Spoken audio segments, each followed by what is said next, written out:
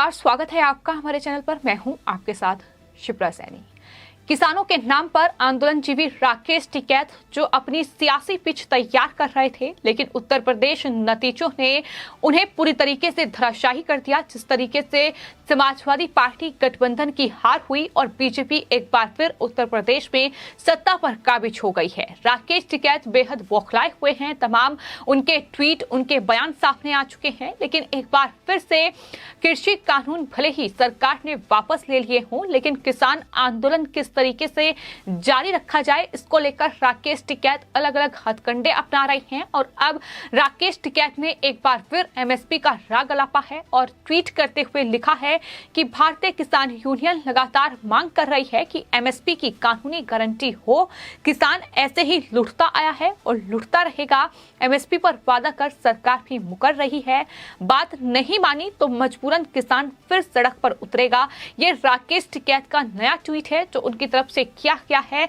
हमने देखा कि किस तरीके से उत्तर प्रदेश विधानसभा चुनाव से पहले राकेश टिकैत ने लगभग 1 साल तक दिल्ली के अलग अलग बॉर्डर को बाधित करे रखा। जिस तरीके से वहां प्रदर्शनकारी गाजीपुर बॉर्डर से लेकर सिंघू बॉर्डर और टिकरी बॉर्डर पर जुटे रहे। देश के 5 राज्यों में विधानसभा चुनाव हुए, उसमें किस तरीके से बीजेपी को हराया जाए, लेकिन जब मकसद में कामयाब नहीं हो पाए तो अब राकेश टिकैत अलग अलग हथकंडे अपना रहे हैं और इस तरीके से लगातार अपनी जो यात्राएं हैं अलग अलग देश के राज्यों में वो कर रहे हैं। और अब एक बार फिर एमएसपी पर राग अपना शुरू कर दिया है। हालांकि उनकी मंशा क्या है कि पहले ही आंदोलनजीवी राकेश टिकैत के जो सहयोगी इस पूरे आंदोलन में रहे हैं, योगेंद्र यादव, उनकी तरफ से बड़ा खुलासा किया गया था। योगेंद्र यादव ने चुनावी नतीजे जब सामने आ रहे थे तब एनडीटीवी से बातचीत करते हुए रवीश कुमार के साथ वो डिबेट थी, जिसमें साफ तौर पर योगेंद्र यादव की ओर से ये माना गया था कि दरअसल वो सियासी पिच इस आंदोलन की आड़ में तैयार कर रहे थे। उन्होंने साफ तौर पर कहा कि हमने समाजवादी पार्टी और आरएलटी यानी इन तमाम विपक्षी दलों को एक सियासी पिच तैयार करके दी थी, लेकिन अगर वही अच्छी बॉलिंग नहीं कर पाए तो उसमें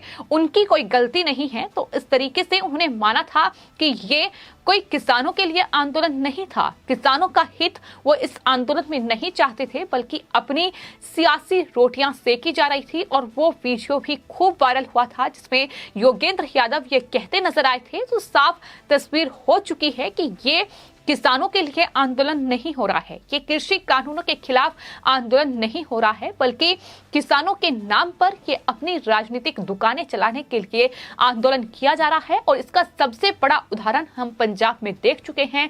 गुरनाम सिंह चढ़नी, जो कि संयुक्त किसान मोर्चा की ओर से एक कमेटी का गठन किया गया है, उसके वो सदस्य हैं। 5 सदस्यीय कमेटी है, लेकिन बावजूद इसके उन्होंने पंजाब में अपनी एक अलग पार्टी बनाई। वहां वो चुनावी मैदान में उतरे। हालांकि उनके उम्मीदवारों की जमानत जब्त हो गई, लेकिन ये सवाल उठता है कि किसानों के नाम पर आखिर इस तरीके से देश को बरगलाया जा रहा है। आखिर क्यों ऐसा ये तमाम आंदोलनजीवी कर रहे हैं? इस सवालों में लगातार राकेश टिकैत भी घिरे हुए हैं। राकेश टिकैत जो लगातार पश्चिमी उत्तर प्रदेश से लेकर उत्तर प्रदेश समेत देश के तमाम राज्यों में उन्होंने किसान महापंचायतें की, और किसान महापंचायतों के नाम पर जिस तरीके से उन्होंने किसानों का इस्तेमाल किया है, उन्होंने साफ तौर पर यह कहा कि उनका मकसद सिर्फ और सिर्फ बीजेपी को हराना है। तो फिर सवाल ये उठते हैं कि आखिर इस तरीके से एमएसपी और तमाम चीजों का बहाना लेकर कभी वो लखीमपुर खीरी घटना का जिक्र करते हैं, कभी वो ये कहते हैं कि सरकार ने कई वादे किसानों से किए थे, पूरे नहीं कर पाए। तो इन तमाम चीजों का बहाना लेकर आखिर राकेश टिकैत इस आंदोलन को जारी रखना चाहते हैं, और ये पूरी दुनिया जान चुकी है, पूरा देश जान चुका है। और यही वजह है कि राकेश टिकैत पर कोई भी भरोसा करने के लिए तैयार नहीं है। और हाल ही में जो सुप्रीम कोर्ट ने कमेटी का गठन किया था, उसने अपनी रिपोर्ट सौंपी है, जिसमें आंदोलन पर रिपोर्ट सौंपने वाले धनवट ने अपनी रिपोर्ट सार्वजनिक करती है। और उसमें साफ तौर पर यह कहा है कि सिर्फ देश के 13% किसान ऐसे थे जो कि इस आंदोलन के समर्थन में थे, बाकी जो किसान थे वो कृषि कानूनों के समर्थन में थे। तो ये साफ हो चुका है कि किस तरीके से राकेश टिकैत सिर्फ और सिर्फ किसानों के कंधे पर बंदूक रखकर चलाने की कोशिश में लगे हुए हैं। अभी भी वो कोशिश लगातार जारी है, क्योंकि अभी देश के 5 राज्यों में विधानसभा चुनाव हुए हैं, जिसमें राकेश टिकैत के मंसूबों पर पूरी तरीके से पानी फिर गया, क्योंकि 4 राज्य उत्तर प्रदेश, उत्तराखंड, गोवा और मणिपुर में बीजेपी की प्रचंड जीत हुई है। वहां बीजेपी सत्ता पर काबिज हो गई है। लेकिन इसके बाद गुजरात, राजस्थान समेत कई महत्वपूर्ण राज्य हैं जिनमें चुनाव होने हैं, उनके मद्देनजर और साथ ही साल 2024 में लोकसभा का चुनाव होना है। तो ऐसे में राकेश टिकैत एक बार फिर से खुद को नेता बनाने के चक्कर में इस तरीके से सरकार पर हमलावर हैं। वो कह रहे हैं कि जरूरत पड़ी तो एक बार फिर से हम तैयार हैं, हम एक बार फिर आंदोलन करेंगे। लेकिन कृषि कानून वापस हो चुके हैं और जिस एमएसपी पर गारंटी की बात राकेश टिकैत कर रहे हैं, जाहिर तौर पर सरकार अपनी प्रतिक्रिया कई बार दे चुकी है। और राकेश टिकैत लगातार किसानों को बरगलाने का काम अभी भी कर रहे हैं। लेकिन हमने खास तौर पर पश्चिमी उत्तर प्रदेश में ये देखा है कि राकेश टिकैत अपने ही गढ़ में किसानों को नहीं समझा पाए कि आखिर वो क्या कर रहे हैं, क्या उनका मकसद है। क्योंकि जिस तरीके के चुनावी नतीजे सामने आए हैं, वो साफ तौर पर बयां कर रहे हैं कि राकेश टिकैत, योगेंद्र यादव, गुरनाम सिंह चुर्नी, दर्शनपाल सिंह जैसे ये तमाम जो खुद को नेता कहते हैं, किसान नेता कहते हैं, किसानों का मसीहा बताते हैं, ये सिर्फ और सिर्फ किसानों का इस्तेमाल कर रहे हैं अपने राजनीतिक फायदे के लिए। ये बार बार सामने आया है। ये जिस तरीके से कभी पश्चिम बंगाल पहुंच जाते हैं, वहां ममता बनर्जी के लिए ये प्रचार करते हैं, तो कभी ये उत्तर प्रदेश आते हैं तो अखिलेश यादव और जयंत चौधरी का समर्थन करते हैं, तो कभी ये अरविंद केजरीवाल के साथ खड़े नजर आते हैं। ये पूरा राजनीतिक एजेंडा है जो इस आंदोलन की आड़ में चलाया जा रहा है।